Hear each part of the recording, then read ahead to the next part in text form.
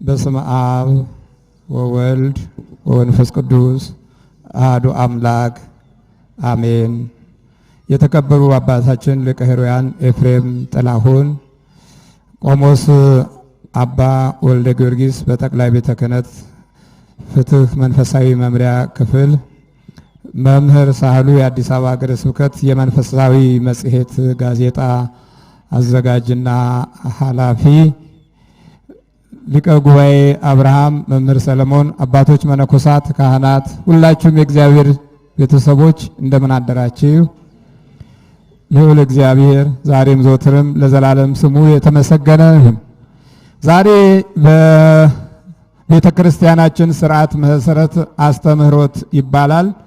ይህ የአስተምህሮት ክፍለ ጊዜ በስማኩም መዝሙር 79 ቁጥር 6 ላይ ያለ ነው። ኢትዝከር ለነ አበሳነ ዘትካት ፍጡነ ይርከበነ ሳህልከ እግዚኦ እስመ ተመንደብነ ፈድፋደ። አቤቱ አቤቱ የቀድሞ በደላችንን አታስብብን፣ ምሕረትም በቶሎ ታግኘን፣ እጅግ በጣም ተቸግረናልና የሚል ነው መስማኩ። በእርግጥም እጅግ በጣም ተቸግረናልና፣ ግን ምሕረትህ ፈጥና ቶሎ ትድረሰን ብሎ የእግዚአብሔርን ምሕረት ያስቸኮለውን ዳዊት እናያለን። በመጀመሪያ የቀደመውን በደላችንን አታስብብን የሚለውን ትኩረት ብንሰጠው በጣም መልካም ነው። የቀደሙ በደሎች ወደፊት ይቀድማሉ። ብዙ ጊዜ የማናቀው ይሄንን ነው። በወጣትነት ዘመን የሰራናቸው ጥፋቶች በስተርጅና ይፈትኑናል። ከዛም አልፈው ተርፈው ወደ ትውልድም ይመጣሉ። ብዙ ያላስተዋልነውና ያላገናዘብነው ነገር ነው። ዳዊት ይህንን አስቀድሞ በማየቱ ቶሎ ሊያቋርጠው ፈለገ። በደልን ማቋረጥ፣ ክፋትን ማቋረጥ፣ ኃጢአትን ማቋረጥ ካልተቋረጠ ግን ከትውልድ ወደ ትውልድ እየሄደ ይፈትናል። ልክ ዛሬ እንደኛ ማለት ነው። ያልተቋረጡ የበደልና የጣዖት ዘመናቶች አሁን ያለንበትን ሕይወት ብዙ እንድንጨነቅበትና ተስፋ እንድንቆርጥበት፣ እንድንለያይበትና እንድንበታተንበት ምክንያት ሆኗል። በአንድ ጊዜ የሚመጣ አይደለም። በትውልድ ውስጥ የሚመጡ ርግማኖች በአንድ ወቅት ላይ ተሰባስበው እንደ እንጉዳይ ብቅ የሚሉ ሳይሆኑ ቀስ በቀስ ተጠራቅመው የማንነትን ሕልውና የሚፈትኑ ይሆናሉ። ይህንን ለማስቀረት ነው ዳዊት በደንብ ያሰበበት። የሚጸልይ ሰው ስለነበረ የበደለቦችን መቅደም ለማቋረጥ ሲል ይህንን ጸሎት ጸልየ፣ የቀደመውን በደላችንን አታስብብን። መቻለውን በደል የቀደመውን በደል ይቀድማል። አየህ፣ ሁል ጊዜ ከኑሮህ በፊት ይቀድማል። ከጊዜህ ከታሪክህ በፊት ይቀድማል። ከባህሪህ በፊት ይቀድማል። ሁሌ ይቀድምሃል። ሲቀድምህ 3 መንገዶች አሉት። አንደኛው የቀደመው በደል ካንተ ፊት ይቆምና በደልን በበደል እየጨመርክ፣ በደልን በበደል መፍትሄ እያመጣህ፣ ክፋትን በክፋት እየመለስክ በምትሄድበት ጊዜ ይሄ በደል ቀደመ ይባላል። ታዲያ በደል በሚቀድምበት ጊዜ እንደዚህ አስቸጋሪ የሆኑ ሁኔታዎች ይከሰታሉ። ከነዛም ውስጥ ራስህን ማጣት፣ ማስተዋልህ መጥፋት፣ የማገናዘቢያ መንፈሳዊ ኃይል እጥረት፣ እነዚህ ሁሉ ከውስጥ የሚመጡ ከሆነ ከውጭ ያለውን ለማበላሸት ብዙ አያስቸግርም።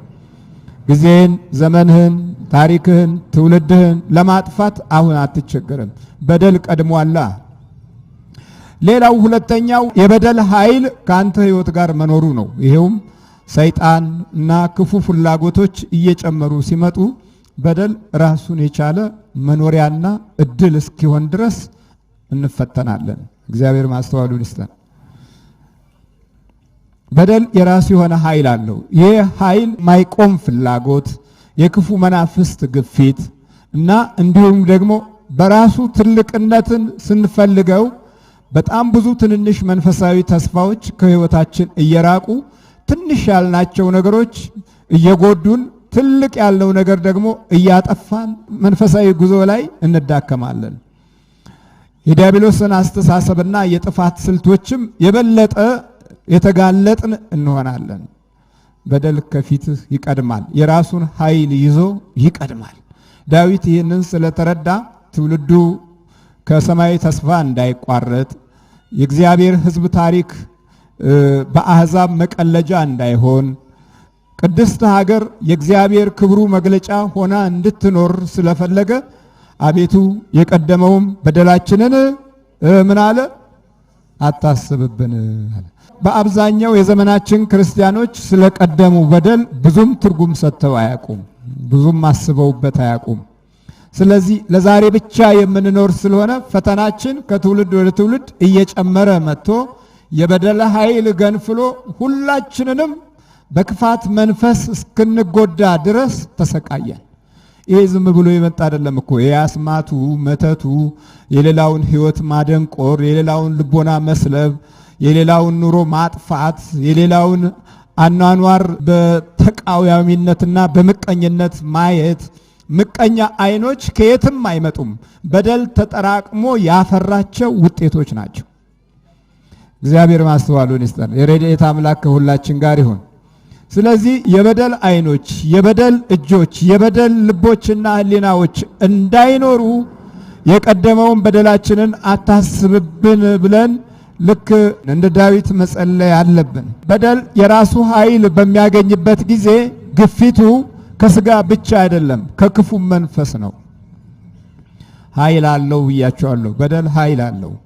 በደል ኃይል ሲኖረው ያንተን ኑሮ ይጎዳል፣ ያንተን ሕይወት ያዳክማል፣ ያንተን ቢሮ ተስፋ የሚያሳጣ ያደርገዋል፣ ያንተን አኗኗር ይፈትናል፣ በመጨረሻም ያስጨንቃል። ሰላምን ዛሬ በመላው ዓለም ያለው ሕዝብና ትውልድ ሰላም ያጣው የበደል ኃይል ራሱን ችሎ በኑሮ ውስጥና በጊዜ ውስጥ ቦታ ስላገኘ ነው። ይሄም ክፉ መንፈስ ነው። በደሎች እንዳይቋረጡ ክፉ መንፈስ ጥንቃቄ ያደርጋል። ስለዚህ አቤቱ ፈጥነህ በቶሎ እኮ ነው ያለው። ደግሞ ምሕረትህ በቶሎ ታግኘን እጅግ ተቸግረናልና ብሎ ወደ ልዑል እግዚአብሔር አምላክ ተቸግር ያለው አይደለም ያለው፣ ለትውልድ ነው የጸለየው። ተቸግረናል እና ነው ያለው። ለምን? በደል ቀደማ ወደፊት። እስቲ በልጅነቶቻችን ዘመን ያልቆሙና ያላቋረጥናቸው ክፉ ድርጊቶችና ክፉ ሐሳቦች እስካሁን ተከትለውናል። ከዛም ውስጥ አንዱ ከፍተኛውን ቦታ ይዞ የሚገኘው ምቀኝነት ነው። በአሁኑ ዘመን ያለው የምቀኝነት ኃይል በጣም ከትምህርት ቤት ጀምሮ እስከ አዋቂው ድረስ የሕይወት እና የነፍስ ፈተና ሆኗል። ይህም በደል ያለ መቋረጡን ያሳየናል። በደል ሳይቋረጥ ሲቀር ደግሞ እያንዳንዱ ክፉ ድርጊት በየዕለቱ ስለሚገለጥ ሰይጣን ያየዋል። በማቴዎስ ወንጌል ምዕራፍ 6 ቁጥር 5 ላይ አንድ ቅዱስ ቃል እንዲህ ይላል፣ ስትጸልዩ እንደ ግብዞች አትሁኑ፣ ለሰው ይታዩ ዘንድ በምኩራብና በመንገድ ማዕዘን ቆመው መጸለይን ይወዳሉና እውነት እላችኋለሁ ዋጋቸውን ተቀብለዋል። አንተ ግን ስትጸልይ ወደ እልፍኝህ ግባ፣ መዝጊያህንም ዘግተህ በስውር ላለው አባትህ ጸልይ፣ በስውር የሚያይ አባትህም በግልጽ ይሰጥሃል። በዕብራይስጡ በሚስጥሪም ይላል። በሚስጥሪም ማለት ስውር ነው። በስውር በሚስጥር ማለት ሚስጥር የምትለዋ ቃል የወጣችው ከዚህ ከዕብራይስጡ ቃል ነው። የሚያይ አባትህ በግልጽ ይሰጥሃል። እግዚአብሔር እንግዲህ በስውር የሚያይ አባታችን ነው አይደለም? በደላችንን ደግሞ በስውር የሚያጠናክር ሌላ ደግሞ አለ። ያውም በሕይወታችን እየተጠቃንበት ያለው ይሄ ክፉ መንፈስ በስውር የሚያይ አባታችን እንዳለ ሁሉ በግልጽ የሚሰጥም አባታችን ሆኖ ሳለ በሚገለጥ መልኩ ይሰጥሃል። ተሰውሮ ያይሃል። ስትጸልይ፣ ስትንበረከክ፣ ስትናገር። አሁን ስንት ጊዜ ነው እኛ ላይ ጠላት የወረደብን? እስካሁንም እንኳ አልቆመም። ግን የሚገርመው እልፍኝህን ዝጋ የሌለም ጸሎት ቦታ ላይ እኮ ነው። ዘጋ አድርገህ በሩን ዝም ብለህ ትናገራለህ። ከዛ በኋላ እሱ በስውር ይሰማሃል። እግዚአብሔር ስሙ የተመሰገነ ይሁን። 100 ጊዜ የጎነጎኑትን በ20 ደቂቃ ታፈርሰዋለህ። በስውር የሚያያባት አለህ። በቃ ይሄ እኮ ነው። ከሁሉ በላይ ደግሞ የምናገለግለው እሱን ከሆነ ደግሞ ከዛ በላይ ሌላ ማንም የለም፣ ማንም የለም። ለዚህ ነው እልፍኝህን ዝጋ አለ። ይሄ የሚያማምረውን የምታየውን ቴሌቪዥኑን ምኑን እሱን ዝጋና ትንሽ ለእግዚአብሔር ቦታ ስጠው። የተሰወረች ቦታ አበጅለት። ከመኝታህ የተወሰነችን ክፍል ለእግዚአብሔር ቦታ ስጥ። መንበርከኪያ ይኑርህ፣ መስገጃ ይኑርህ፣ መጸለያ ይኑርህ፣ ማምለኪያ ይኑርህ። ጠገብ ያልክ ጊዜ ሆድህን ማስተንፈሻ ይኑርህ፣ ስገድበት። ጠግብ ያለው ብለህ ዝም ብለህ ብቻ መጋደም አይደለም። ልክ መስገድ መንበርከክ ስትጀምር በስውር የሚያያባትህ በስውር ይሰጣል አይደለም ያለው፣ በግልጽ ይሰጣል። በስውር ማየቱ በራሱ ሌላው ትልቁ ረድኤታችንና ኃይላችን ነው። ጠላቶቻችንንም በስውር ያይልናል። ዝም ብሎ አንተም በስውር የሚሰማ አይደለም፣ በስውር ያያል፣ ይመዘግባል። ዓለምን ወደ ብርሃን ያመጣ የጨለማውን ኃይል የገፈፈ ይሁን ብሎ ብርሃንን የሰጠ አንተን ተፈጥሮ እያንዳንዷን በሂሳብ የሰራ የኛ ዶክተር በስውር የሚያይና በግልጽ የሚሰጥ ነው። እሱም እግዚአብሔር ነው። ስለዚህ በስውር የሚያይ አባትህ፣ ሌላው ደግሞ ከሁሉ በላይ የሚራራ የአባትነት ሞገስን 100% የተቆጣጠረ እና የአባትነት ኃይልን 100% የሱ ያደረገ አባትህ የሚል ቃል አሁን ሰምታችኋል። አባታችን ነው አይደለም እግዚአብሔር? ታዲያ በስውር የሚያባት ስንት ጊዜ በተጎዳን ነበር። እስቲ አሁን እዚህ ተመልከቱ። መተቱ፣ እስራቱ፣ ግደለው ግደለው ግደለው ዛሬ የዘመናችን ትውልድ ድምፅ ነው። አፍዘው አደንግዘው ስበረው። ይሄ በስውር ከሰዎች ክፋት ውስጥ የሚወጣ የበደል ኃይል ብቻ አይደለም፣ የሞትም ኃይል ሆኖ አንዱ ለአንዱ እንዳይኖር ምቀኛ የሆነበት ጊዜና ሰዓት ላይ ነው የደረስነው። ታዲያ በዚህ ጊዜ የሰማይ አባታችን አያስፈልገንም እንዴ? እልፍኝህ ታዲያ የቱ ጋ ነው ብዙ ያለው? የተዘጋ እልፍኝ የለንም፣ የተከፈተ እልፍኝ ነው ያለን። የእቃዎች እልፍኝ ነው ያለን፣ የብርጭቆዎች እልፍኝ ነው ያለን። እልፍኝህን ዝጋ የሚለው ላይ እድል አላገኘንም። ሰዎች ለቤቶቻቸው ውበት በጣም ሲጨነቁ ለጸሎትና ለምስጋና የሚሰጡት ቦታና ስፍራ ብዙም አያስጨንቃቸውም። ይህን ያህል ቦታ አልሰጡትም። ዛሬ በምናምንቴው ዓለም ላይ የምናምንቴውን ነገር የሚነግሩን በጣም ብዙዎች ሲሆኑ ይህንን የቴዎሪውን ዓለም እና የዜናውን ዓለም ብቻ ትኩረት እንሰጣለን እንጂ በስውር ለሚያባትና በግልጽ ለሚሰጥ ኃያል አምላክ የተገዛ ልብና ሕሊና ወይም ጊዜና ታሪክ በጣም እንዳይኖረን እየተፈተን ነው ያለ ነው። እግዚአብሔር ምሕረቱን ያብዛልን።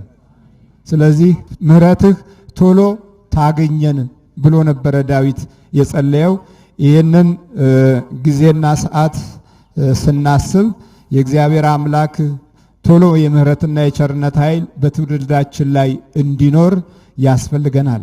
በደል እየተሽከረከረ እየተንከባለለ መጥቶ ተጭኖናል።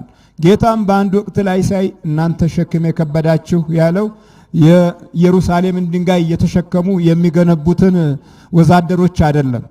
የኃጢአት ኃይል፣ የዘመኑ ኃይል፣ የጊዜው ኃይል፣ የሄሮድስ ኃይል ተጭኗቸው ነበርና ልቦናቸውና ሐሳባቸው ከምድራዊ ጥቅምና ወርቃ ወርቅ ይዘት ጋር ተያይዞ ከመንፈሳዊ ታሪክ ወጣ ብሎ ነበርና እናንተ ሸክም የከበዳችሁ ወደ እኔ ኑ እኔም አሳርፋችኋለሁ በማለት ለብዙዎቹ የህሊና የልቦና የውስጥ ህይወት የነፍስ እረፍት ሰጥቷቸዋል።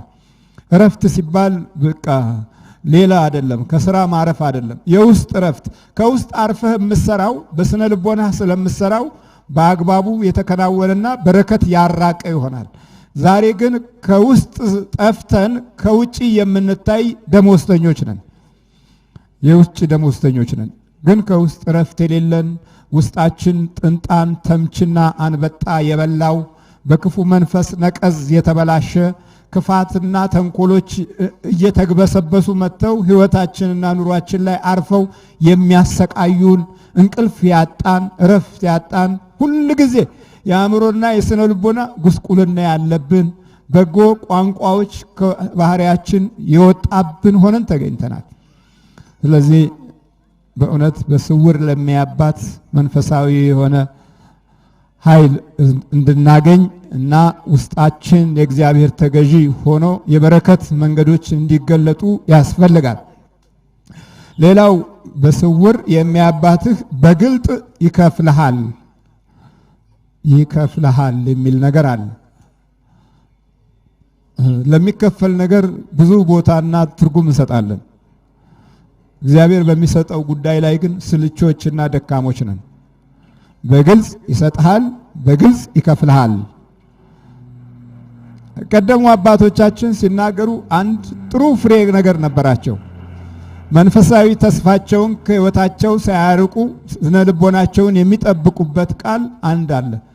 አትሩጥ ግን አንጋጥ ይላሉ። አትሩጥ አንጋጥ ይላሉ። ወደ ላይ ብዙ ሮጠህ በመንፈስ እንደሚሰልቡህ ያውቃሉ። አሁን ብዙ ሰዎች ይሮጣሉ፣ ድህነቱ ወይም የተፈለገው ነገር ጠብ አላለም። ምቀኞቻቸው ካጠገባቸው በመንፈስ ይወስዱታል። የደከሙበትን ጉልበታቸውን፣ ኃይላቸውን፣ እድላቸውን፣ ገንዘባቸውን። ምንም ያልተሰረቀ ነገር የለም በዚህ ዘመን። ምንም ያልተሰረቀ ነግደው አትርፈው እንደገና ጀማሪዎች ናቸው። ሁላችንም ጀማሪዎች ነን። ወደ መጨረሻው የምንሄድበትን እድል ከእግዚአብሔር በግልጽ ካልተከፈለን በእውነት አንዱ ለአንዱ አጥፊውና እንደገና ወደ ኋላ መላሹ ነው አስጀማሪ። አንድ ሰው በጠዋት ተነስቶ ተመስገን ሳይል አምላኬ ፈጣሪ ሆይ እርዳኝ ሳይል ጉዞውን ይጀምራል። ነጋዴ ነው። በኋላ ምን እንደገጠመው ወይም ምን እንደሚገጥመው ምንም አያውቅም ነበርና መንገድ ላይ ነብር ተኝቷል። ጀርባውን ወደሱ የሚሄድበት መንገድ አድርጎ ሂሳብ እያወረደ ነበር የሚሄደውና ልክ ጭራው ጋር ደረሰ። ወደ ኋላ ይመለስ ፈራ፣ ኮሽታውንም ፈራ። ወደፊት አይሄድ፣ ወደፊት የሚያይ ነብር ነው። ምን ያድርግ? ብዙ ነገሮችን ቆሞ ማሰብ ጀመረ። ወደ ኋላ ብመለስ ዞሮ ይነክሰኛል፣ ወደፊት ቢሄድም አላመልጥም። ስለዚህ ጭራውን ላይ ያዛልና ጭራውን መያዝ ጀመረ። የነብር ጭራ ተያዙ አይለቁም ይባላል። የነብር ጭራ ይዞ በጠዋት አተርፋለሁ ነግዳለሁ ብሎ የደከመው ሰው ማልዶ የሮጠው ሰው ከነብር ጭራ ጋር ሲታገል ቆየ። አንድ ጓደኛው ደግሞ እንደዚሁ ምስጋና የሌለው የቸኮለ በሱ መንገድ መጣ። አያ ምን ታደርጋለህ ሲለው ይኸውልህ እኔ አንበሳው እኔ ጀግናው ይሄን ነብር ይዤዋለሁ አለ። እና ታዲያውን ምን እናድርግ? ይሄንን አርደን ቆዳውን ገፈን ብዙ ስለምናተርፍ አሁን ሽንቴ መጥቷልና እባክህ ሽንቴ እስከሻና ድረስ ያዝልኝ አለው። አስረከበውና እሱ መጀመሪያ ሱሪው ላይ ሸንቶ ጨርሷል። አስረከበውና ሩጫውን አንተ ለምን ትሮጣለህ?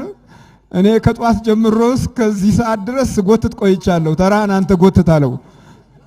እንዲህ ነው ሰው፣ ጊዜው፣ ዘመኑ የነብር ጭራ ያስጨብጥህና አያስጠልህም። በሰማይ የሚያባትህ ዛሬ ያስፈልገናል። ሁሉ የነብር ጭራ አስጨብጦ የሚሮጥ ነው። ከመንፈሳዊው እስከ ዓለማዊው ድረስ የነብር ጭራ አስጨብጦ ለቆ ይሄዳል። የምትታገለው ከነብር ጭራ ጋር ነው። ወደ እድልህ፣ ወደ ጊዜህ፣ ወደ ታሪክህ፣ ወደ ማዕረግህ፣ ወደ ተስፋህ፣ ወደ ቃል ኪዳን ትውልድነትህ የምትሄድበት መንገድ ላይ ፈተና አለ። ስለዚህ በስውር ለሚያባትህ የምትጮህ ከሆነ ግን በግልጽ ይከፍልሃል ይላል። የእግዚአብሔር ክፍያ ለነገ አዳሪ የለውም። የእግዚአብሔር ክፍያ ሁል ጊዜ ካንተ ጋር እንዳይለይ አድርጎ ይከፍልሃል። ይኸውም የመንፈስ ቅዱስ ጥበቃን ጨምሮ ኑሮህን፣ ጊዜህን፣ ዘመንህን፣ ትውልድህን በእግዚአብሔር ኃይል የመያዝ ስልጣን ጨምሮ። ስለዚህ በግልጽ የሚከፍለን አባታችን ስትጸልይ ያለ ታዲያ እልፍኝህን ዝጋ። ይሄ እልፍኝ ሁለቱንም ነው። አንደኛው የልቦናህንና የዚህ የውስጠኛውን የህይወትህን የነፍስህን ቢሮ ነው። ሁለተኛው በጸሎት ክፍለ ጊዜ ለእግዚአብሔር የምንሰጠው ቦታ ነው። በቤታችን ለእግዚአብሔር የምንሰጠው ቦታ ዲያብሎስ አይነ ጥላ አብሮ እንዳይወለድ፣ የአስማተኞች መንፈስ አብሮን እንዳይኖር፣ ይሄ ሆዳሙ አጋንንትና ሰይጣን ካንተ ኑሮ ቤተሰብ ጋር አብሮ እንዳይበላ፣ የቡዳው መንፈስ በአይን የሚተላለፈው የአጋንንት ሰራዊት ካንተ ህይወት ውስጥ አብሮ ዘልቆ እንዳይስማማ በቃ በቀላሉ ልክፍትን ታባረራለህ ማለት ነው። ዛሬ ትልቁ ችግራችን ልጆች ትምህርት ቤት በቡዳ መንፈስ ተበልተው እቤት ሲመጡ ቤቱ ውስጥ ይመቻቸዋል። ክፉዎቹ መናፍስት አጋንንቶቹ ይመቻቸዋል። ለምን ጸሎትና የምስጋና ጊዜ የለህም? ስለዚህ አይነ ጥላውም አብሮ እዛ ያድራል፣ ይዋሃደዋል፣ ይስማማዋል። ባህሪው ሲበላሽ፣ ጠባዩ ሲበላሽ፣ መንፈሱ ሲበላሽ ብዙዎቻችን በማይገባን መልኩ ትውልዱ ሲሰቃይ አልተረዳነውም። ይኸውም ደግሞ እዚህ የተናገረን ትልቁ ነገር እልፍኝህን ለእግዚአብሔር አዘጋጅ ነው። በቃ አዘጋጅ፣ ከዛ በኋላ እግዚአብሔር በስውር የሚያባትህ በግልጽ ይሰጥሃል ነው ያለው። እግዚአብሔር አምላክ ከሁላችን ጋር ይሁን።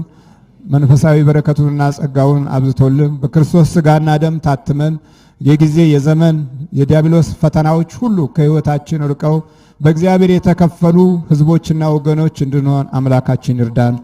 አሜን። በስውር የሚያባት በግልጽ ዋጋህን ይስከፍልሃል የሚለው ቃል በስውር የሚመትቱብን በስውር የሚያስሩን እግዚአብሔር ደግሞ በግልጽ መናፍስቱን ስለሚያባርልን እግዚአብሔር ስሙ የተመሰገነ ይሁን። እሺ፣ መተት፣ ዛር፣ ቡዳ፣ ውቃቢ፣ አፍዝ፣ አደንግዝ፣ የጥፋት መንፈስ በጌታችን በኢየሱስ ክርስቶስ ስም ትመጣለህ። አፍዝ፣ አደንግዝ፣ አፍዝ፣ ጣል፣ እሰር የተባልክ ዛርና ውቃቢ ቶሎ በል አተ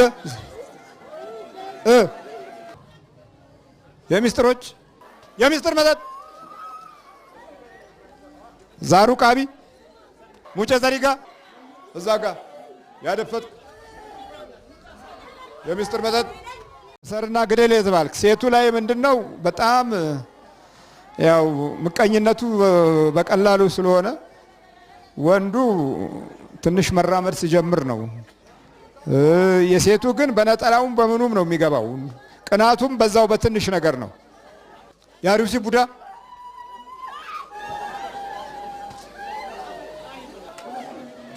ያደፈጥክ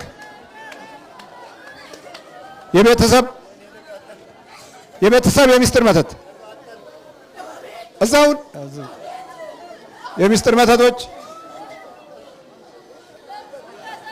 ያደፈጣችሁ መተቶች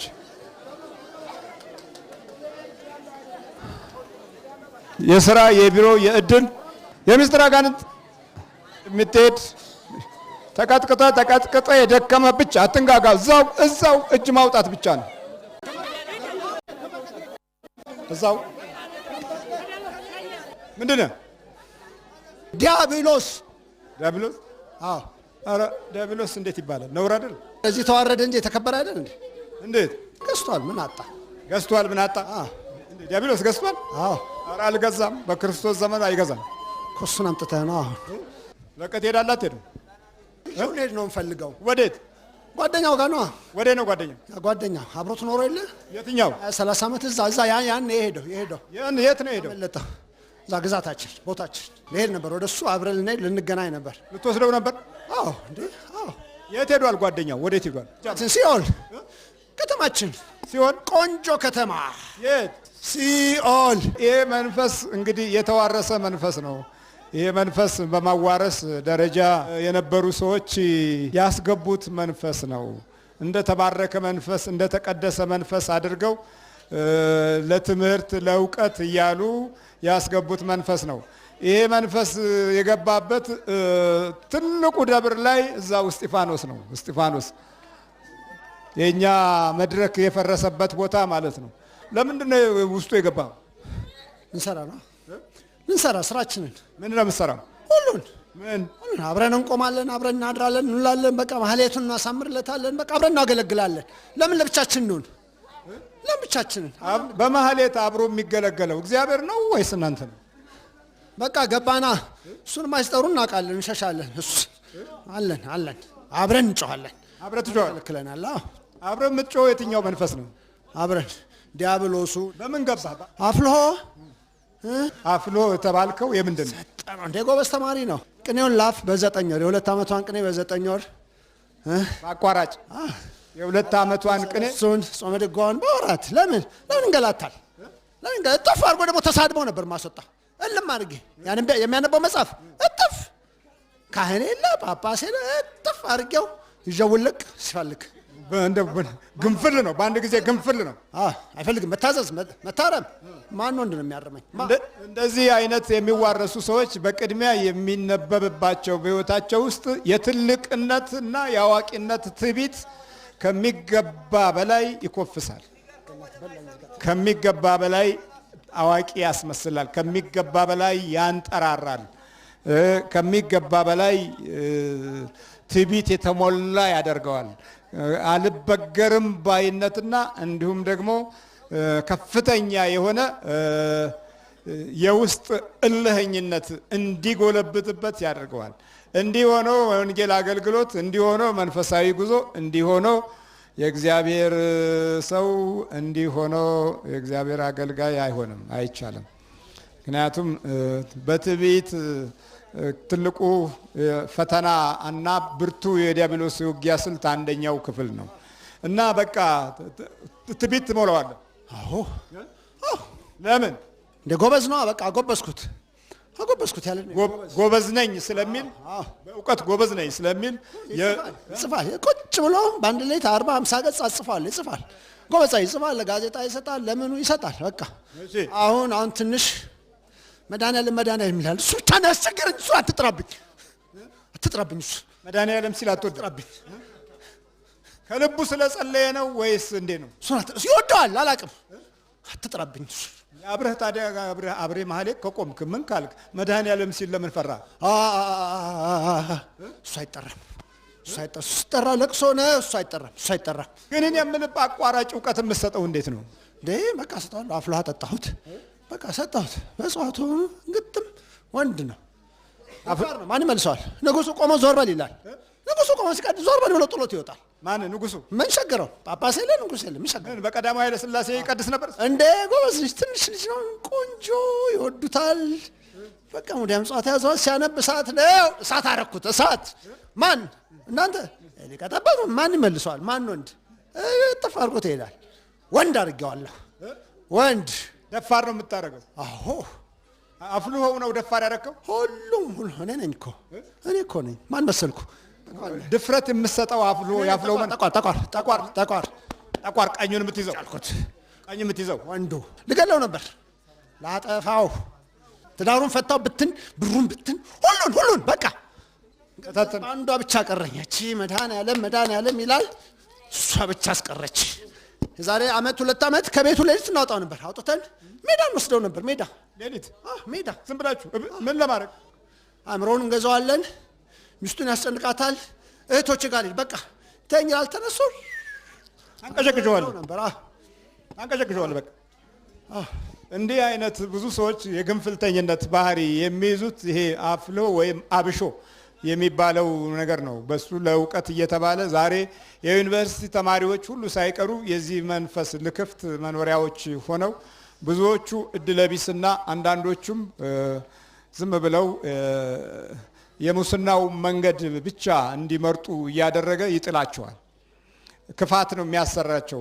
አልጠገባይነት። እነዚህ ነገሮች የዚህ የመንፈሱ መሰረታዊ ገጽታ መለያው ነው። አንደኛው ክፍል መለያ ነው እና ለእውቀት ተብሎ የሚገባው በተጨማሪ ደግሞ እውቀቱን እንኳ ሲይዝ ያን ለእውቀት የሰጠው መልሶ ቀንቶ ደግሞ እንደገና ሌላ ገልብጦ ያጠፋበታል። ለእውቀት ነው የገባው ወይስ ለጥፋት? ሰው ይወደዋል፣ ሰው መልሶ ይጣላል። በቃ ከማንም አላማ እንዴ ልገለው ነው። በሱ ቀስ እያልኩ ልወስደው አስታመሚ አሽቼ የዛሬ 7 ዓመት እኮ ጨርሼለት ነበር።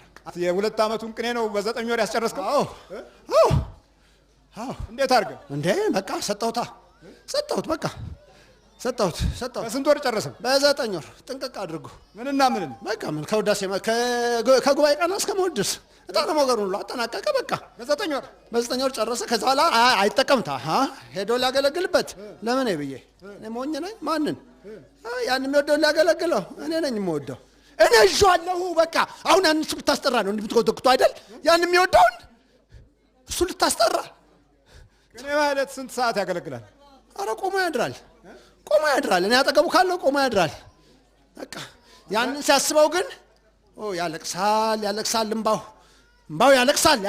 ያንን ይወደዋል። ማንን? እሱ እኮ ነው። ያንን ነው። አታስጠራኝ፣ ስሙን አታስጠራኝ፣ አልችለውም። አታስጠራኝ ስሙን። ማን መታችሁን ነው? አታስጠራኝ። መታችሁን ነው ወይ? ምን ያደርግልኛል? እሱማ ሄደ። እሱ እኮ ሊወስድ እኮ ነበር። ትንሽ ጠርቶት ና ይገለው ማለት ነው። ና ሊወስደው በቃ እሱ እዛ ያለበት ቦታ ሲሆን እንዴ ትንሽ ነበር የቀረኝ። ትንሽ ብዙ መታቾች ቦታዎችን ይለያሉ። በተለይም እስጢፋኖስ በድንጋይ ተወግሮ አይደል የሞተው? ነው አይደለም? አዎ፣ ብዙ መታቾች እንዲህ አይነት ቦታ ይፈልጋሉ። ምክንያቱም በድንጋይ የተወገረ ሰማዕት ስለሆነ አስማቱ የሚሰራላቸው እንደዚህ የተወገረ ቦታ ላይ በሚቆዩበት ጊዜ ያው ድንጋይ ያቀበለው እስጢፋኖስ እንዲሞት አይደለም ሰይጣን፣ ሌላውም ላይ ድንጋይ እንዲያቀብል መንፈሱን ያግዙታል። እንዲህ አይነት ደብሮች ብዙ አስማተኞች ሊኖሩበት ይፈልጋሉ። ለመተትና ለሟርት ይስማማቸዋል። የጭካኔ ስራ የተፈጸመበት እስጢፋኖስ ስለሆነ የጭካኔ ስራ ለመስራት እንዲመቻቸው እንዲህ አይነት ደብር ይፈልጋሉ። የጴጥሮስ ደብርንም ይፈልጋሉ። የክደት መንፈስ የቅዱስ ዮሐንስንም ደብር ይፈልጋሉ አስማተኞች። ለምንድን ነው? በሰይፍ የታረደ አንገቱ የተቀላ ስለሆነ እንዲህ አይነት ቦታዎች ላይም ተመድበው ቢኖሩ ብዙ ስራ እንደሚሰሩ ያምናሉ። ለምን? የሟርቱ ስራ የሚሰራው ቀደም ሲል ከነበረው የጭካኔ መንፈስ ጋራ መግባባት ማለት ነው። እና ምን ፈለግ? በቃ አሁን በቃ ስንት ዓመት ነው አብሾ ከወሰደ? 47 ዓመቱ። እጅና እግሩን አሁን ትንሽ ከሆነ በቀር ይችን ሳምንት ባቆየው ኖሮ እንዴት ልታረገው ነበር? እንዴት ልታረገው ነበር? ሀሳብ ከዘራ ላስይዘው በቃ ከዘራ ላስይዘው በቃ ያኛ እንዴት እንደምታረገው ከዘራ ላስይዘው እንዴ ሊስብ ተው ና ይኸውና ይሄ እኮ ነው ይሄ ከይሲ ይሄ እሱ ነው ከጓደኛ የለየኝ እሱ ከጓደኛ ሞዶ ልሄድ እኮ ነበር ልሄድ እሱም ጠርቶኝ ነበር መጣሁ ብየው ነበር። መጀመሪያ የእንትና የእሱ መንፈስ ሲያዝና በቁጥጥር ስር ሲውል ላለመውጣትና ሚስጥር ላለመጋለጥ ትግል አድርጋል። ስንት ጊዜ አመታት አለፈኝ እኮ ትግል ካረገኝ እኮ ለመደበቅ ትግል አረግ ድራማ ነው አልክ እንዴ? ባካችሁ ተው፣ አትቀልዱ። እዚህ የተቀደሰ ቦታ ባካችሁ ተው። ቃላ ያ ነው ስም ነበር የተከመረበት። ይሄ አንዱም እሱ ነው ሚስጥር እንዲወጣ ያደረገው። ተው አታቃጥለኝ። ተው ልኑር። ትንሽ ነው የቀረኝ እኮ ትንሽ። ተው ይዤው ልሂድ። ተው ትንሽ ጓደኛው ጋር ልውሰደው። በእናትህ ናፍቆታል። ይናፍቀዋል እኮ ሲኦል ሆኖ ነው የሚናፍቀው። መታችሁ በሱ ላይ የመተተው በእነ ዲያቆን ክንፈ ላይ የመተተው ያው ሄዷል፣ ሞቷል። ብዙ ሰዎችን በዚህ መንፈስ ለክፏቸዋል። እስካሁን ድረስ የእኛን አገልግሎት እዛም ሆነን ይበጠብጡ የነበሩ የዚህ የልክፍቱ መንፈስ መኖሪያ የሆኑ ናቸው። አያምኑም። የሚገርም ነው። የእናንተን ችግር አያምኑም። ውስጣቸው የተነጠቀና የተወሰደ ስለሆነ ዘመናት ብቻ ይቆጥራሉ እንጂ በቤተ እግዚአብሔር ውስጣቸው የእግዚአብሔር አይደለም፣ የጠላት ነው። ለዚህ ነው በጣም ክፉ ፕሮፓጋንዳ የሚያበዙት። ለዚህ ነው ይሄ ምስጢር እንዳይወጣ ነው። በቃ የፕሮፓጋንዳ ማዕበል ያለው እዛ ቦታ ላይ ነው። ለምንድን ነው ሲባል ክፎች መሰረታቸውን ከጥንት ጀምሮ ያቆሙበት ቦታ ነው። የክፎች ኃይል ያለበት፣ የክፎች መንፈስ የተገለጠበት፣ የክፎች መንፈስ መኖሪያ አድርገው የኖሩበት ቦታ ነው። ስለዚህ እንዲህ እየተዋሃደ እንደዚህ እያረጉ እያሰሩ እያፈዘዙ እያደነገዙ ለእውቀት ለምን እያሉ እያቆራኙ የብዙ ሰዎች ሕይወት መንፈሳዊ ግብ እና ዓላማ ሁሉ ተዛብቶ በዲያብሎስ ስራት ውስጥ ያሉ አሁንም በጣም ጥቂቶች አይደሉም። ቆይ አሁን መልእክት የምታስተላልፈው አለ እዛ ለታሰሩት እስጢፋኖስ ለታሰሩት ካህናት? ይምጡ፣ ከፈለጉ ይምጡ፣ ወደ ጓደኛችን ይሄዱ፣ ከፈለጉ ይሄዱ። ፈልጋቸዋል እኮ የሆነ እኔን ጠርቶኝ አልነበር? ትንሽ 8 ቀን ብቆይ በቂው ነበር። አገኘው ነበር እኮ ጓደኛዬ። አልተዘገጅ አሁን ለቀት ሄዳለት ተፈረግ ውጣ ቶሎ ባጠኑት አፍለውጥ። አብሾው ምኑ ላይ ነው ያለው? ምኑ ላይ ነው የገባህበት? ምን እዚህ ጋር እና እዚህ የመቋሚያው ምንድነው? መቋሚያ አለች። መቋሚያ ምን አይነት መቋሚያ ናት? ቀንድ አላት፣ ጥቁር አላት ወገቧ ላይ። በማል ተሰብራ ነበር ግን ጠገንኳት፣ ተጠገነች አለች። በቃ ከዛ ገባ ትዘምማለህ ነበር። እስቲ በል እንደው ቆንጆ አንድ ሆነ ቆንጆ ዝማሬ እምገቦ ከውዘ ነቃ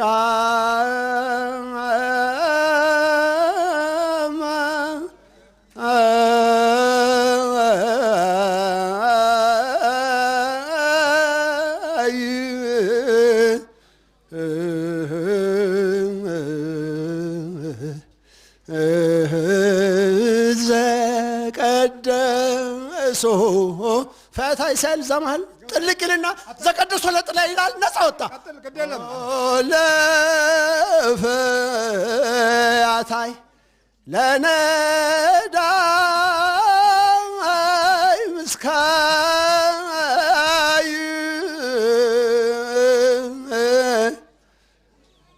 መስቀል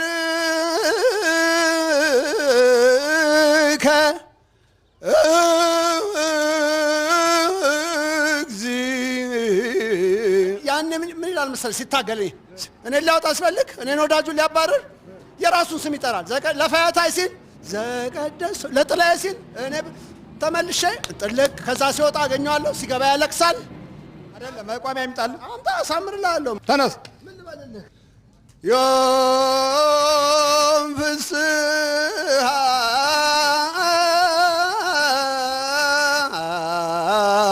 ኮ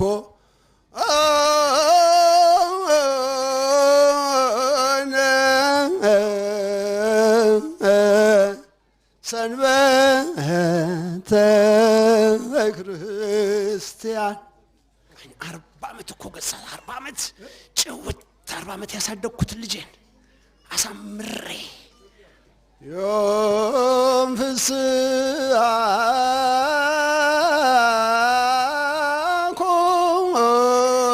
ኮነ ሰንበተ ክርስቲያን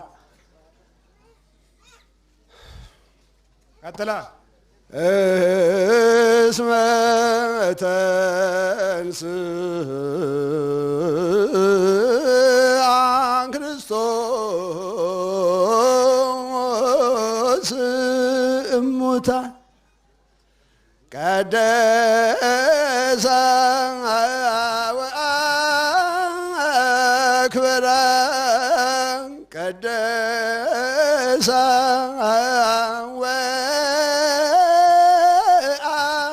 ወአክበረ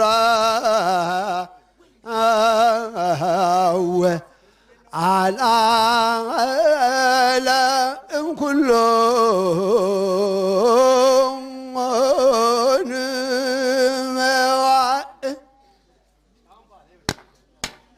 ያኔ መስቀሉን ከዛ ቢጥሉልኝ ያንን በሱ ነበር። ያ ስላለ ብቻ እዛም ያመልጠኛል። ዮም ፍስሐ ኮነ ዛሬ ደስታ እና ታላቅ ፍስሐ ታላቅ ደስታ ሆኗል። ክርስቶስ ከሙታን ተነስቶ ሰንበትንም ቀድሷታል ነው የሚለው። እሺ ያኔ እሱን ያስባላ። እኔ አብሬው ጮኻለሁ፣ እሱ ግን ልቡን ይወስድና ከዛ ጋር ለጥፍ ሲያረግ ምን ልሆን፣ ለጥፍ ሲያረግ ምን ልሆን፣ ምን ትሆን? በቃ እሱ እኮ ነው ያዛስሉም ባያስበው እሱን ጓደኛው ጋር ወስጃው ነበር ግን ይወዷል። መንገድ ላይ ሁሉ ወስድበታለሁ እኮ ይጀምርና ሰላም ሰላም ሰላም ትክረስም ከብሎ ይጀምርና መሀል ላይ ካፉ ላይ ከልቡ ላይ ውስድ አደረግበታለሁ። ወይኔ ወይኔ ወይኔ እያለ ወደ ቤቱ ተመልሶ ሄዶ መጽሐፉን ብድግ ያደርግና እሰይ እሰይ ብሎ ሲል እንደገና እኔ ደግሞ ሩቅ ጠብቀዋለሁ። ከውስጡ ትወስድበታለህ። አዎ ቆይ ከውስጡ የምትወስድበት ክርስቶስን ሲያስብ ነው። ካላሰብ ግን አትወስድበትም። እንዴ ካላሰብማ ለምን እንዴ? እቅፍ እቅፍ እቅፍ ስንት ዓመት ነው ላይ ቁጭ አለ? እቅፍ ስንት ዓመት ቁጭ አለ? 40 ዓመት እንዴ? 40 ዓመት። አዎ 40 ዓመት ሙሉ ቁጭ ብላ አሁን እኮ ጥርሱን ባሁን ጨርሰን ሃቭ ናይስ ታይም ባይ ባይ ልንል ትንሽ ቀርቶ ነበር። ጠመዘዝከው። ይሄነች አበናይ ስልጥል ነበር። በዚህ ነበር የመጣው። ይሄን ደግሞ ይሄን ጠመዘዝከው አይደል? ትበሳጫለህ እና 40 ዓመት የኖርኩበትን 4 ዓመት ብትቀመጥ አንተ ቢያባሩ ትወዳለህ? ምን እኔ 3 ዓመት እስጢፋኖስ አገልግያለሁ ወደዚህ የመጣሁት እና አሸነፍና በቃ መሰልን በቃ ሆነ። ያኔም እኮ ቀልድ ነበር እኔ ያኔም ኃይላ ሾፍብና ይሄ ሰውዬ መጣ አይቶዋክ እያልኩ ነበር። ቀልድ ነበር። አዎ እዛ አዎ ምን እያልክ ቀልድ ነበር እንዴ? እዚህ ተቀደሰ ቦታ ይንጫጫል። እንደዛ ነበራ። የተቀደሰ ቦታ ይንጫጫል ትላለህ ነበር። የሚገርም ነው። እስረኛ ሆኖ ያሾፋል በጉባኤው። ብዙዎች እስረኞች ሆነው ያሾፋሉ። በሰው ታሾፋላችሁ። በሰው ህይወት፣ በሰው ነፍስ እንደዚህ የሚያሾፉ ነበሩ። አሁንም ያሾፋሉ፣ ግን እስረኞች ናቸው። የሚገርመው እሱ ነው። ብዙ እስረኞች በሰው ህይወት ያሾፋሉ። ድራማ ነው ይላሉ ሲፈልጉ። እና ይሄ በራሱ ችግር ያለበት ትውልድ መሆናችን ምልክቱ ይሄ ነው። በጣም ችግር አለብን። በጣም ችግሩም ይኸው እንደዚህ ነው። ለትምህርት ለእውቀት ለምን እያሉ እየሰበኩ የሚከቱብን መንፈስ እንደዚህ አድርጎ ቆልፎ የሚይዘን ነው። በመንፈሳዊ ይሆናል፣ በዓለማዊ ዓለማዊ ይሆናል፣ በዝማሬው ዘማሪ ይሆናል። በሁሉ ቦታ እጁን ዲያብሎስ ለማስገባት ምንም አይነት ባጀት አያስፈልገው። በል ተመርከክ፣ ቶሎ በል ምን በል ተዘጋጅ፣ ወጥተህ ውጣ፣ ከሰውነቱ ውጣ፣ አፍ ላይ ውጣ፣ አፍ ላይ ተዘጋጅ፣ ከዓይኑ ውጣ፣ ከእጁ አሁን ቶሎ ሸኘኝ። ቶሎ እዛው ሲኦል ትገባለህ። ሸኘኝ። ተዘጋጅ። እንትናችሁ ጠቅላላ 60 የተዋረስከው ሰይጣንና አጋንንት ነው። ዲያብሎስ ተዘጋጅ። በስላሴ ስም፣ በስላሴዎች ስም፣ በቅዱስ ሚካኤል ስም፣ በቅዱስ ሚካኤል ስም፣ በቅዱስ ገብርኤል ስም፣ በቅዱስ ገብርኤል ስም ወደ ሲኦል እንገባለን። ቶሎ ሰበትጩ ነው። ቶሎ በል።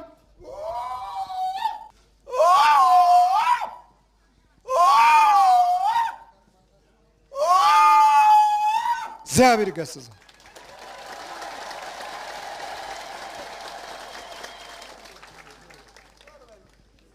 75 ከመቶ ፍላጎታችን ነው። ለእውቀት በአቋራጭ መንገድ የምንሄድበት አንደኛው ክፍል 35 ከመቶ የአጠጪዎቹ ግፊት ነው። አንዳንዴ 45 ከመቶ አጠጪዎቹም ግፊት ያደርጋሉ። ለእውቀት እንዲህ ያስፈልግሃል፣ እንዲህ ነው፣ በዚህ በኩል ታድጋለህ፣ ይሄ እንዲህ ብታውቅ ጥሩ ነው ብለው እውቀታቸውን እንደ ትልቅ ነገር አድርገው የመንፈሱ መሞከሪያ ያደርጋሉ። ያ ሁሉ ተቀናጅቶ 100% እንግዲህ ዲያብሎስ እንዲህ ሊቆጣጠረን የሚችልበት አጋጣሚ ሰፊ ነው። ማነ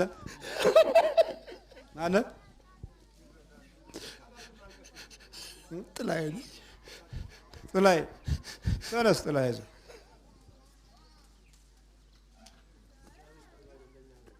ይኸው እንግዲህ አፍልሆ ያመጣው ችግር ይኸውልህ እንዲህ ነው።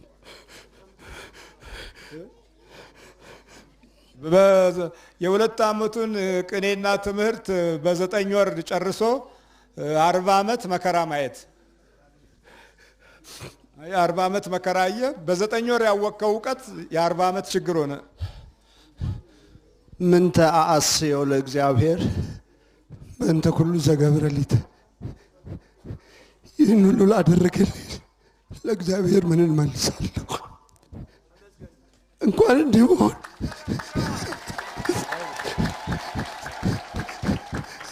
ካለኝ ኃጢአት፣ ካለኝ ርኩሰት፣ ካለኝ በደል ቤተ ክርስቲያን አጸድ መግባት አይገባኝም ነበር። አምላኬ ግን ስለወደደኝ አመስግኑልኝ። አሁንም ምንተ አስዮ ለእግዚአብሔር ምን እለዋለሁ? የስጋ ነገር ስሜት የለኝም። በጣም ብዙ አሳልፌያለሁ። ጠዋት 20 ሺህ ብር ማታ 5 ሳንቲም የሌለኝን ጊዜ አስታውሰዋለሁ። ትዳር ተበትኗል፣ ሀብት ተበትኗል፣ መኪና ተሸጧል፣ ገንዘብ ቀልጧል። ነፍስ ስለዳነች ብቻ አሁን ምልል በሉልኝ። ይኸውልህ እንደዚህ ነው እንግዲህ። ይኸውልህ ማዋረስ የሚባለው ክፍል እንዲህ ነው። አንበዋል ቁጥር 2 መጽሐፍ ቁጥር 2 ለማንበብ ራሱ በጣም ይታገለኝ ነበርና ጣሴ ስልክ እየደወለ ክንፈም እየደወለ ቢሮ ነው መጽሐፍ ያለኝና እዛ 2ኛው መጽሐፍ ላይ ጠቋር የሚለውን ሳይ የኔ ስም ብቻ ነው ያልተጻፈው። በቃ በዛ ርዕስት ውስጥ የተጻፈው ጽሁፍ ጥላዬ ተብሎ ነው ያልተጻፈው እንጂ ከመጀመሪያ እስከ መጨረሻ የኔ ህይወት ነው እዛ ላይ የተጻፈው። በእጽዋቱ፣ በአፍልሆው፣ በማይጠቅም ነገር ያሳለፍኩት። በቃ አብልቼዋለሁ፣ አጠጥቼዋለሁ፣ ጨርቁን ቆርጫለሁ፣ ቀብቼዋለሁ፣ ግን ምንም አልሆነም ነው ብሎ ያለው። አዎ እንደዛ ነው። ግን የኔ ጥንቃቄ አይደለም፣ የእግዚአብሔር ከሲኦል ሊያድነኝ ስለፈለገ ብቻ ከሁሉ ነገር እግዚአብሔር ጠብቆኛል። አሁንም ከሲኦል ስለዳንኩ ብቻ አመስግኑልኝ። ከሲኦል ይሄን አልፈልገውም፣ አሁንም አልፈልገውም።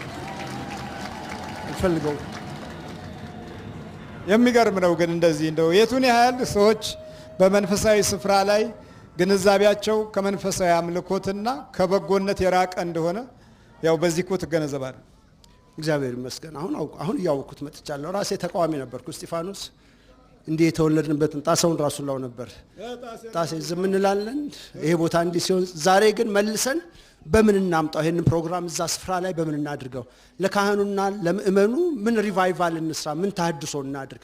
ከዚያ የመንፈስ ቅዱስ ስራ እንዴት ይጀመር? አሁን ብዙ ሰዎች እያነጋገርኩ ነው ያሉት ይሄን ነገር ለመጀመር በጣም ብዙ እየጣርኩ ነው ያሉት።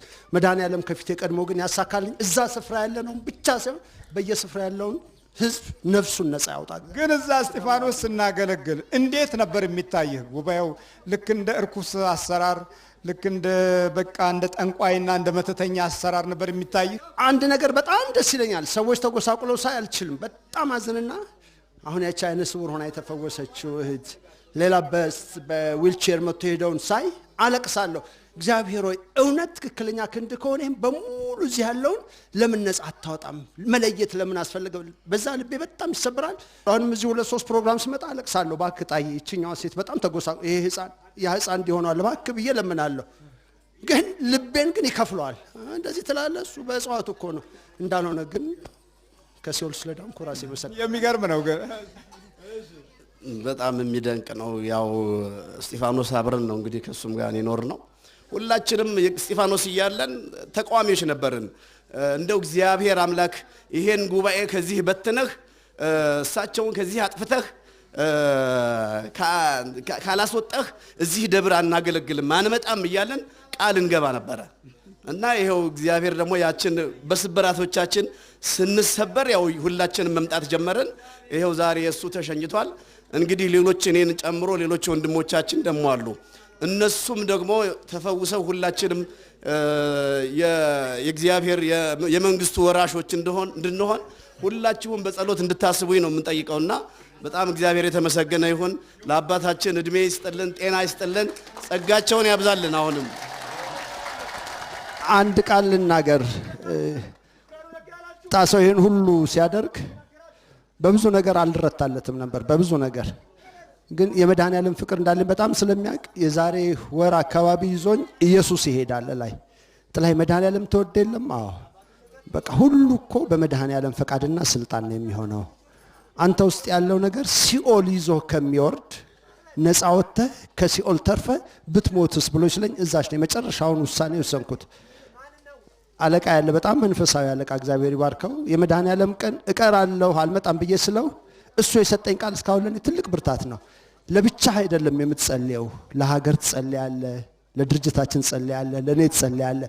በመንፈሳዊ ነገር ቅሬታ ያለኝ ብሎ ስለኝ የመጀመሪያ ብርታት እኔ ለማላቀው ሰው ሁሉ መድኃኔዓለም እንደዛ ደርሶ ለካ ኃይል ይሰጣል፣ የእምነት ኃይል ይሰጣል። እኔ ማን ነኝ የሚለውን ነገር ከዛች ከተነጋገርን በኋላ ነው እና እግዚአብሔር አሁንም ወደ ኋላ እንዳይመልሰኝ ከሲኦል ደጃፍ ተመልሻለሁ። በሌላ ምንም ጥያቄ የለኝም።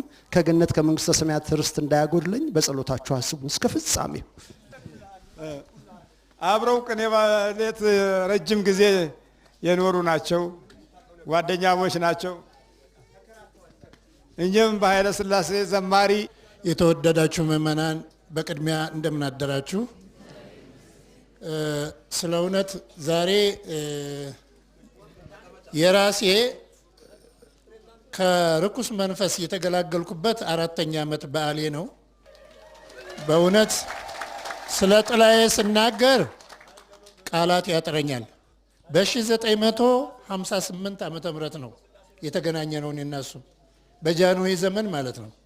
እንደውም ጾመ ፍልሰታን ጃንሆይ ለማስቀደስ ሲመጡ ተክልሽ ይሄን ነገር አንተ ተረከብና ካባህን ለብሰህ ታቅበታለህ፣ እኔም አለው አባቴም አለ፣ ይሄን ቤተ ክርስቲያን በሚገባ እናክብረው ብሎ ምክር በመስጠት ስንክሳሩን ማንም ሰው እሱ እያለ ማንም አያነብም። ይሄ የታወቀ ነገር። የተሰጠው ኃላፊነት የተሰጠው ሙያ አይታችሁታል። በመድረክ ላይ ልዩ ነው። አባቱም የቤተ ክርስቲያን ምሁር ናቸው። በደንብ አውቃቸዋለሁ። እንተ ይትባረክ የዜማ መምህር የታወቁ። እኔ እንደዚህ መሆኑን በተአምር አላቅም። በቀደም ጣሰው ሲነግረኝና ክንፈ ሲነግሩኝ አረ ጉድ አልሰማህም አንተ እንዳትቀር ተክለ ሃይማኖት ጥላዬ እኮ መንፈሱ ተያዘለት ሲሉኝ ለማመን ነው የተቸገርኩት። ጥላዬ? አዎ። ለነገሩማ እኮ እኔም 5 ሲለቀቅልኝ የሰይጣን ግማሽ የለውም እንጂ ግማሽ እንኳን ወደ እኔ የሚጠጋ ነገር መስሎ አይታየኝም ነበረ። በዕለቱ ተናግሬያለሁ። አይዞ አይዞ እና ሳወጥ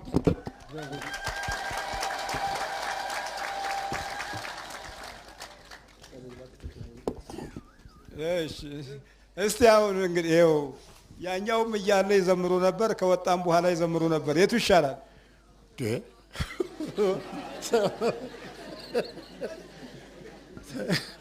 አይ ሰሙ አባታችን አንድ ነገር ትውሳለኝ።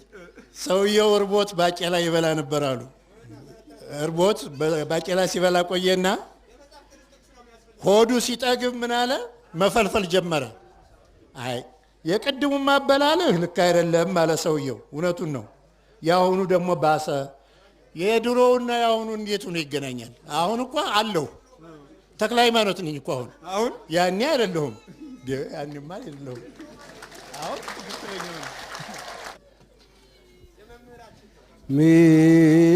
ሚመጠን ዘተክ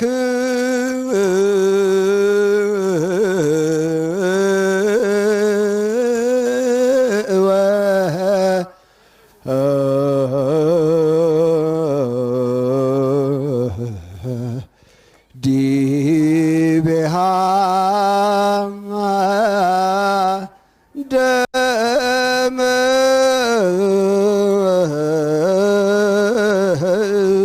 እስጢፋኖስ ሚመጠን ዘተክ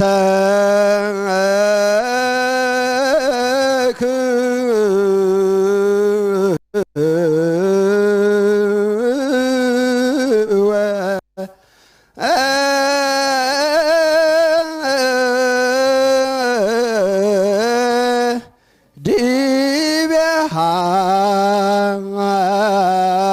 ደመ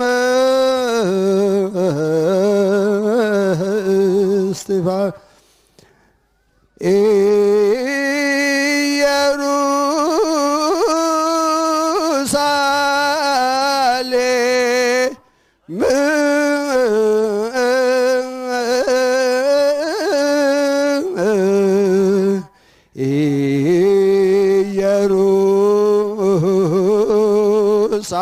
ኢየሩሳሌም እንተ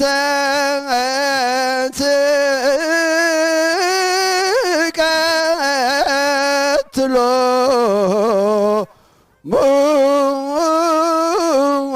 ለነቢያት። ይህንን ልንላቸው የፈለኩበት ምክንያት ምንድን ነው? በኢየሩሳሌም በሐዋርያት ላይ እስራኤላውያን ድንጋይ ያነሱ ነበር። በዛም ሰበብ ነው እስጢፋኖስ ለመወገድ የበቃው የመጀመሪያውም ሰማዕት የሆነው።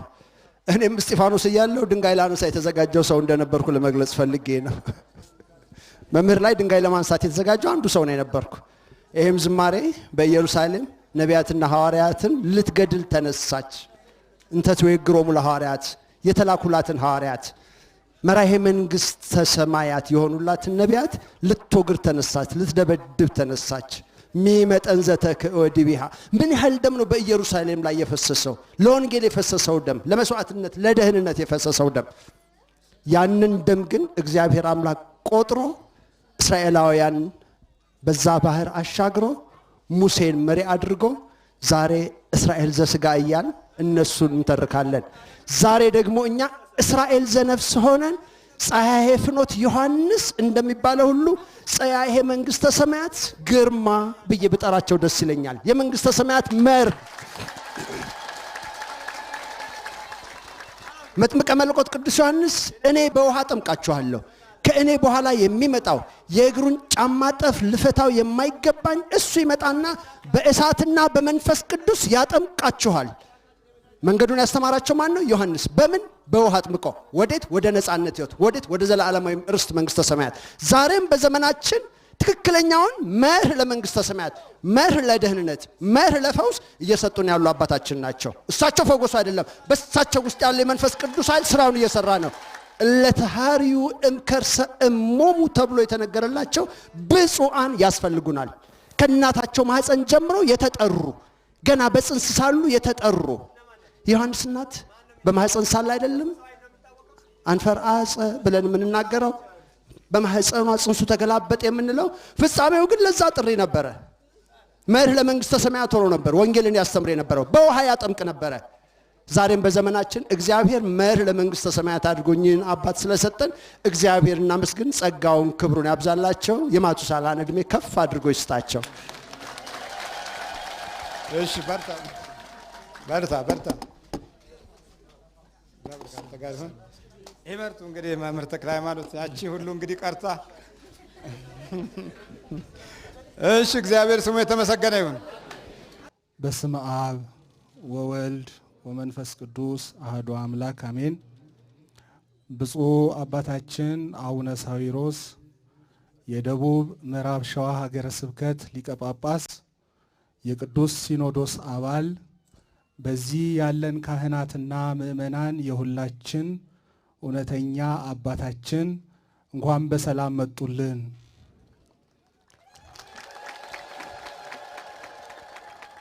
መምህራችን የዚህ ጉባኤ አገልጋይ አባት መላከ መንክራት በዚሁ ሲያገለግሉ ነበርና በድጋሜ እሳቸውም እንኳን ሰላም መጡ።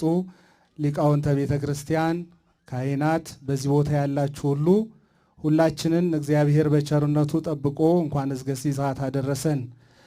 ከዚህ በመቀጠል መርሃ ግብራችንም የሆነው ብፁዕ አባታችን በመካከላችን ስለተገኙ በመምህር በመላከ መንክራት ግርማ ወንድሙ በዚህ ጉባኤ በዚህ ቤተ ክርስቲያን የተሰራውን ልማት ሊጎበኙ ሊመርቁልን ነው። በተደጋጋሚ ይሄ ጉባኤ እንዲሰፋ እንዲጠነክር አባታዊ ምክራቸውን እገዛቸውን ሲያደርጉልን ነው የቆዩት ብፁዕ አባታችን። ዛሬ ደግሞ በዚህ በመካከላችን ተገኝተው በዚህ በቤተ ክርስቲያኑ ቅጽር ግቢ ከዚሁ ጉባኤ በተዋጣ ገንዘብ በመምህር አስተባባሪነት መጠኑ እስከ 400 ሺህ ብር የሚፈጅ ዘመናዊ ዕቃ ቤትና መንበረ ጵጵስና እንዲሁም ደግሞ ዘመናዊ የሆነ ከ150 ሺህ ብር በላይ የፈጀ መንበር ተሰርቷልና ብፁዕነታቸው ሁላችንንም ቃለ ምዕዳንና ቡራኬ ምክር ሲሰጡናል። ስለዚህ መርሃ ግብራችን በዚህ የሚቀጥል ይሆናል።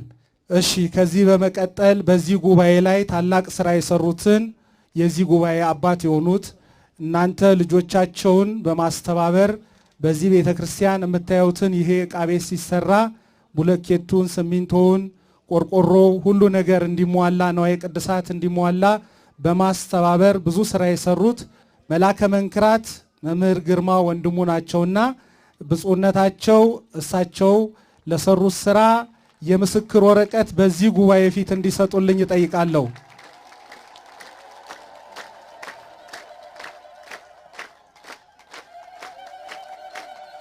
አዎ በጣም ሞራል ያስፈልጋል። ትልቅ ስራ ነው የሰሩት።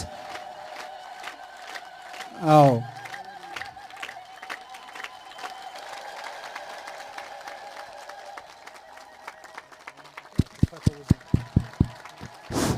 የቤተ ክርስቲያን ልብስ አጽፍ ነው። ያው በራሳቸው ስለሚለካ ዝግጅት አልተደረገበትም። ለሳቸውም ኩታ ነው።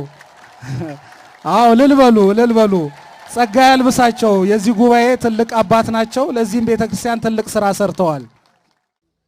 በስመ አብ ወወልድ ወመንፈስ ቅዱስ አህዱ አምላክ አሜን። ሊቀ ካህናት መልአኩ የዚህ ደብር አስተዳዳሪ መልአከ መንክራት ግርማ፣ አባቶች፣ ሊቃውንት፣ ምእመናን እና ምእመናት በእግዚአብሔር ስም እንደምን አደራችሁ? እንደምን ከረማችሁ? እግዚአብሔር ከፈቀደ ሁሉ ነገር ይሆናል። እግዚአብሔር ካልፈቀደ ደግሞ የሚሆን ነገር የለም። መንክር እግዚአብሔር በላይ ለቅዱሳኒሁ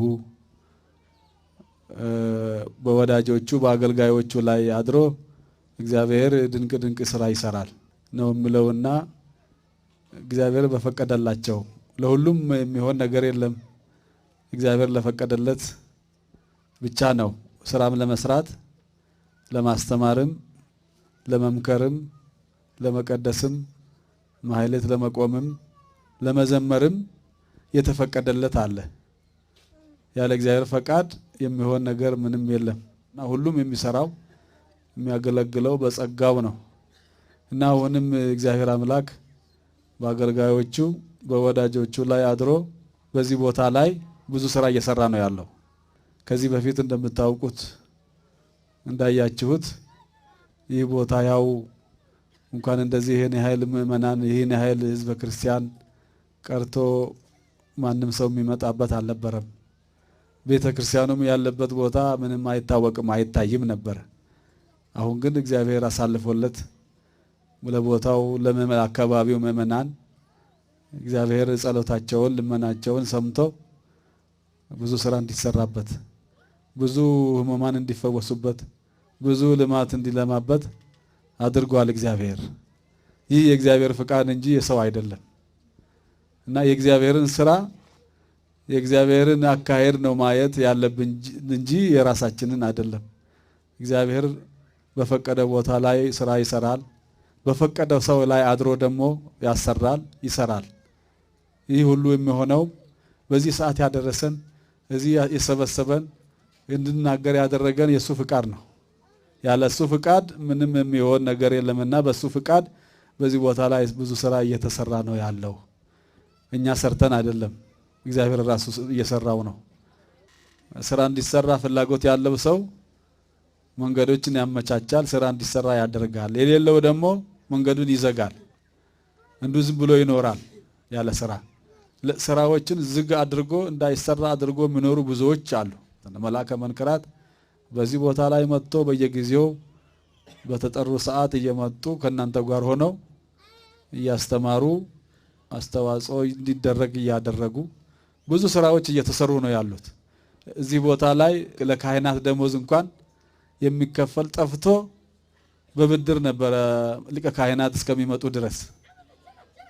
ከዛ በኋላ ግን ለሌላውም እየተረፉ ነው ያሉት በአሁኑ ሰዓት ከናንተ ጋር በመሆን ማለት ነውና መንበር ይሄ ትልቅ ስራ ነው። ይሄ ከዚህ የበለጠ ነገር ታቦት የሚከበርበት ታቦት የሚያርፍበት ስራ መስራት ከዚህ የበለጠ ስራ የሚያስደስት ደስ የሚያሰኝ ስራ የለም እና ትልቅ ስራ እየተሰራ ነውና እኔ አሁን አላበዛም።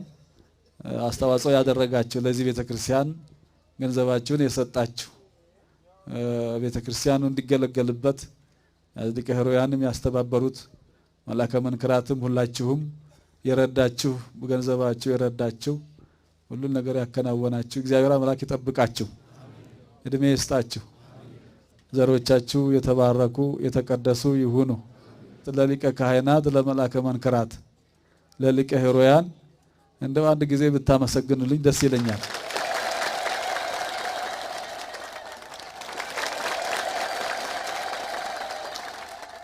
ለራሳችሁ ደግሞ አንድ ጊዜ። ይሄ ሁሉ የሆነው በእናንተ ነው። እናንተንም እግዚአብሔር አክብራችሁ በረከቱን ረድኤቱን ያሳድርባችሁ እና እንግዲህ እኔ ብዙ አላበዛም፣ ይበቃኛል። ይሄ ስራ የተሰራው ለእኛም ጭምር ነው የሰሩት። የእኛን ስራ ነው የሰሩት። እኛ መስራት የሚገባንን እነሱ ሰሩት።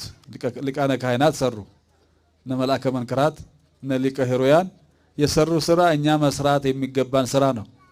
ህዝብ የሚፈወስ ከሆነ እኛ የቆምነው እኛ ስራችን ህዝብን ማገልገል ነው። እኛ የምንመላለሰው የምንሄደው የምንመጣው በየሀገሩ የምንዞረው ወገኖቻችንን ለማገልገል ነው። ሌላ ነገር ንግድ የለንም፣ ትርፍ የለንም። ወገኖቻችን ምእመናን ክርስቲያኖች የሚማሩ ከሆነ የሚፈወሱ ከሆነ ከዚህ የበለጠ ነገር ስራ ስለሌለን የኛ ስራ ነው ይሄ የኛ የራሳችን ስራ ስለሆነ አገዙን እንጂ ያጠፉት ነገር የለም። እገዛ ነው ይሄ። እኛም ምን ሰራውን እነሱ ሰሩት። ክህነቱን ስልጣኑን የሰጠን እግዚአብሔር ነውና እግዚአብሔር ደግሞ እንዲህ አይነቱን ነው ሲሰራ የቆይ ሲያስተምር ሲፈውስ ከሱ የተማርነው ነው። ይሄ ትምህርት የሱን ስራ ከሰሩ ካስተማሩ መልካም ስራ ከሰሩ ከዚህ የበለጠ ደስ የሚያሰኝ ከዚህ የበለጠ አገልግሎት ስለሌለ እሰየው ደስ የሚያሰኝ ነውና ለዚህ ለማለት ነው። እና አሁንም ቢሆን በጣም ደስ ብሎናል። በመልአከ መንክራት ስራ አገልግሎት በጣም ተደስተናል።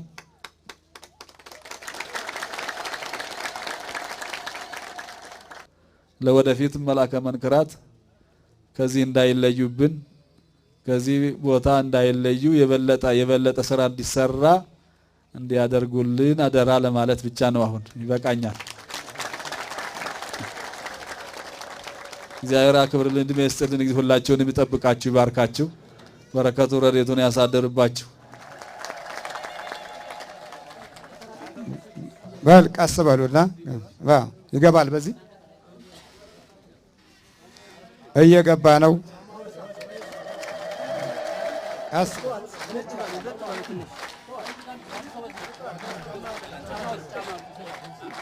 እናንተም የዚህ በረከት ተሳታፊ በመሆናችሁ እግዚአብሔር ከእናንተ ጋር ይሁን። እግዚአብሔር ይባርክልን። እግዚአብሔር ለእናንተም ጸጋውን ምሕረቱንና ቸርነቱን ያብዛላችሁ።